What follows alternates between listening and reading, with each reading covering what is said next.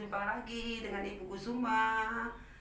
Pada tatap muka minggu kemarin, kalian sudah mempelajari sifat koligatif 2. Yang pertama, kenaikan titik didih. Yang kedua, penurunan titik beku.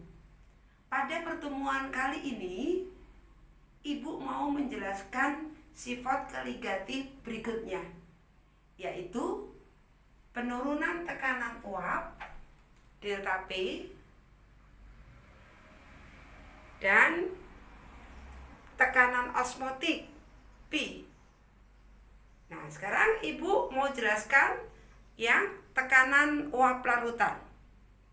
Nah, pada penurunan tekanan uap, lambangnya adalah delta P. Nah, delta P ini sama dengan P0 atau P derajat dikali fraksi mol terlarut. Nah, sedangkan tekanan uap larutan, lambangnya atau notasinya adalah P, itu bisa dicari dari P0 atau P derajat dikali XP, fraksi mol pelarut. Nah, jadi delta P itu adalah lambang dari penurunan tekanan uap. Satuannya nanti bergantung pada penurunan tekanan uap pelarut murninya. Nah, bisa dalam sentimeter raksa, bisa dalam milimeter raksa. Demikian juga tekanan uap larutannya, P. Satuannya nanti bisa sentimeter raksa ataupun milimeter raksa. Nah, P0 atau P derajat itu adalah tekanan uap pelarut murni. Nah, jadi nanti delta P dan P itu mengikuti satuan dari P0-nya, dari tekanan uap pelarut murninya. Bisa dalam sentimeter raksa, bisa dalam milimeter raksa. Pada tatap muka sebelumnya sudah Ibu jelaskan, sudah Ibu singgung masalah fraksi mol. Nah, karena larutan terdiri dari terlarut, campuran antara terlarut dan pelarut. Nah, fraksi mol itu satu kesatuan. Ya, penjumlahan antara fraksi mol terlarut. Nah, di sini fraksi mol terlarut itu adalah lambangnya adalah XT, sedangkan fraksi mol pelarut lambangnya adalah P. XT fraksi mol terlarut ditambah fraksi mol pelarut sama dengan 1. Nah, karena larutan satu kesatuan atau campuran antara fraksi mol terlarut dengan fraksi mol pelarut. Pada tekanan yang kedua itu adalah tekanan osmotik. Lambangnya adalah P. P ini bisa dicari dari perkalian antara molaritas, tetapan gas, dan suhu absolut. Jadi P sama dengan M kali R kali T. Nah, P-nya itu apa? Itu adalah tekanan osmotik. Satuannya adalah atm. M ini pakai M besar ya, itu adalah molaritas. Nah, pada tatap muka sebelumnya M sudah Ibu jelaskan. Ini sudah kalian kenal dari kelas 11. Ya, M itu adalah molaritas, bisa dicari dari N per V atau mol per liter atau milimol per mililiter. R itu adalah tetapan gas. Nah, harganya adalah 0,08205. Tapi nanti bisa kita tulis 3 angka di belakang koma. Jadi cukup 0,082. Nah, liter kali atm per mol kali Kelvin ya. Sedangkan T ini ada T besar ya, karena suhu absolut suatu larutan dalam Kelvin. Jadi nanti kalau dalam soal masih dalam Celsius, T-nya ini bisa kamu jadikan ke Kelvin, yaitu derajat Celsius ditambah 273 menjadi Kelvin. Ya, sekarang Ibu mau terapkan rumus untuk penurunan tekanan uap, ya. Nah, contohnya seperti ini. Fraksi mol suatu larutan urea dalam air adalah 0,2. Tekanan uap jenuh air murni pada suhu 20 derajat Celcius sebesar 17,5 mm raksa mmHg. Maka tekanan uap jenuh larutan adalah, nah kalau ada soal seperti ini, maka langkah pertama kamu harus tulis apa yang diketahui. Fraksi mol suatu larutan urea. Nah berarti ini urea adalah fraksi mol terlarutnya, berarti XT sama dengan 0,2. Ingat, fraksi mol tidak punya satuan, ya. Nah, di sini tekanan uapnya pada suhu. Nah, di dalam rumus ini untuk tekanan uap suhu tidak menentukan. Nah, jadi kalian abaikan saja.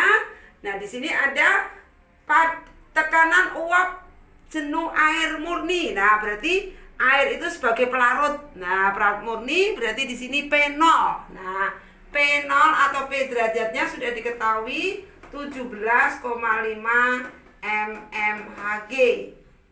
Ditanyakan adalah tekanan uap larutan. Nah, tekanan uap larutan P yang ditanya ya.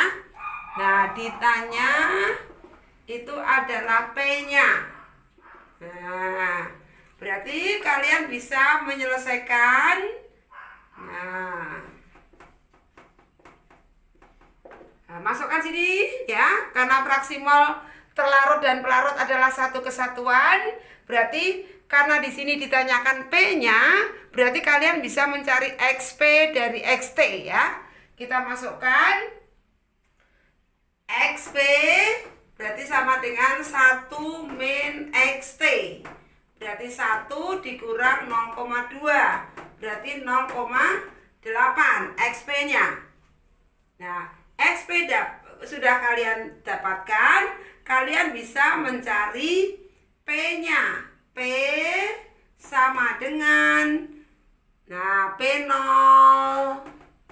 dikali XP. Nah, berarti langsung kalian masukkan XP-nya, kalian masukkan P0-nya.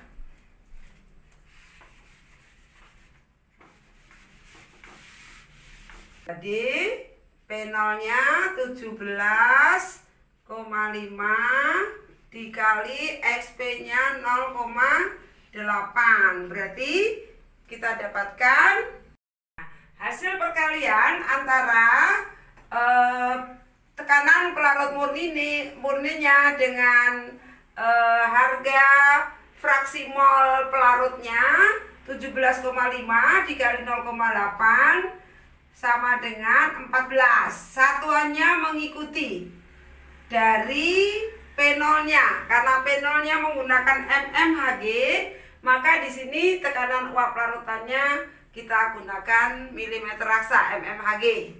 Nah, jadi untuk tekanan uap larutan satuannya itu bisa mengikuti tekanan uap pelarut murninya. Nah, jadi kalian jangan khawatir nanti harus menggunakan satuan milimeter raksa ataukah menggunakan sentimeter raksa.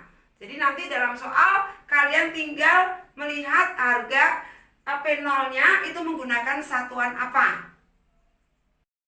Sekarang Ibu mau menjelaskan penerapan sifat koligatif, yaitu tekanan osmotik. Lambangnya adalah pi. Pi tadi sudah Ibu jelaskan di awal tadi ya. Pi itu bisa dicari dari perkalian adalah dengan molaritas tetapan gas dengan suhu absolut. Jadi Pi sama dengan MRT. M-nya sudah kalian tahu, itu adalah molaritas, bisa dicari dari mol per liter atau milimol per mililiter. Nah, contohnya seperti ini. Nah, sudah Ibu ini ya. Berikan contoh soalnya. Berapa tekanan osmotik dari 500 ml larutan yang mengandung 17,1 gram gula? kita tahu rumus gula adalah C12H22O11. MR gula itu nanti bisa kalian cari, dicek lagi, itu adalah 342 pada suhu 27 derajat Celcius. R-nya dalam soal ini kita menggunakan 3 angka di belakang koma, yaitu 0,082. Bila ada soal seperti ini, maka langkah pertama kalian harus menuliskan apa yang diketahui. Mili berarti satuan volume ya. Berarti volumenya sudah diketahui 500 mili. Karena masanya dalam gram, berarti volumenya kita harus jadikan ke liter. Ingat, 1 liter sama dengan 1000 mili. Jadi 500 kita bagi 1000 berarti 0,5 liter. Masanya, nah, masa gula sudah diketahui tadi adalah 17,1 gram. MR gula itu adalah 342. Suhunya, ingat di sini pakai suhu absolut dalam Kelvin, sedangkan diketahui dalam Celcius. Maka harus kita jadikan ke Kelvin, yaitu dengan ditambah 273. Berarti 300 Kelvin. Nah, R-nya pakai 3 angka di belakang koma.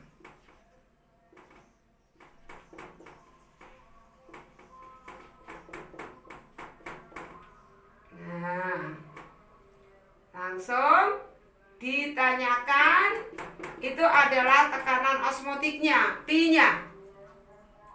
Nah, Pi, langkah pertama berarti kita harus mencari molaritasnya. Nah, molaritasnya tadi mol per liter ya. Sedangkan mol itu adalah massa per mr-nya, mol ya. Nah, massa per mr. Jadi 17,1 dibagi 342 dikali volumenya. Nah, sudah kita dapatkan molaritasnya, nanti baru kita masukkan ke dalam Pi-nya. Pi tadi rumusnya adalah M-nya kali tetapan gas kali suhunya. Nah, suhu dalam Kelvin. Hasil pembagian ya dari massa per MR-nya 17,1 dibagi dengan 342, itu nanti kita dapatkan 0,05. Nah, molnya sudah kita dapatkan 0,05, lalu kita bagi dengan volume yang dalam liter tadi 0,5. Jadi 0,05 dibagi 0,5, lalu kita dapatkan molaritasnya 0,1 M. 0,1 molar kita masukkan di dalam harga M-nya 0,1 dikali tetapan gasnya 0,082 dikali suhu absolutnya tadi dalam Kelvin. Celcius sudah kita jadikan Kelvin 300 ya. Hasil perkalian ini nanti sama dengan 2,46 atm. Nah, ini cara untuk menyelesaikan soal-soal untuk tekanan osmotik yang non elektrolit ya, belum elektrolit. Di sini Ibu masih menjelaskan sifat koligatif non elektrolit. Nah, untuk sifat koligatif non elektrolit dari 4 sifat koligatif larutan, yaitu kenaikan titik didih delta Tb, penurunan titik beku delta Tf, penurunan tekanan uap delta P, dan yang terakhir adalah tekanan osmotik Pi. Dari keempat sifat koligatif larutan non elektrolit sudah Ibu jelaskan semua, sudah Ibu terapkan ke dalam soal. Jadi nanti kalian bisa menyelesaikan soal-soal sifat koligatif non elektrolit dari 4 penerapan sifat koligatif larutan yang ada nanti ke dalam soal-soal yang Ibu berikan sebagai tugas. Nah, jadi untuk tugas kedua ini itu nanti Ibu berikan itu dari penerapan 4 sifat koligatif. Jadi bukan hanya penurunan tekanan uap dan tekanan osmotik, tapi dalam tugas kali ini Ibu berikan dari kenaikan titik didih dan penurunan titik beku juga Ibu masukkan ke dalam tugas yang kedua. Kalau seandainya dari tugas-tugas ini kalian masih kesulitan, kalian nanti bisa langsung bisa tanya dengan teman. Kalau dengan teman nanti kalian masih belum juga paham, kalian bisa tanya Ibu, chat Ibu lewat WA, tidak apa-apa ya. Nanti Ibu akan menjelaskan kalian ya, mana kalian yang masih belum mengerti dalam penerapan rumus dari keempat sifat koligatif larutan non-elektrolit. Nah, sampai di sini dulu. Sampai jumpa tatap muka berikutnya.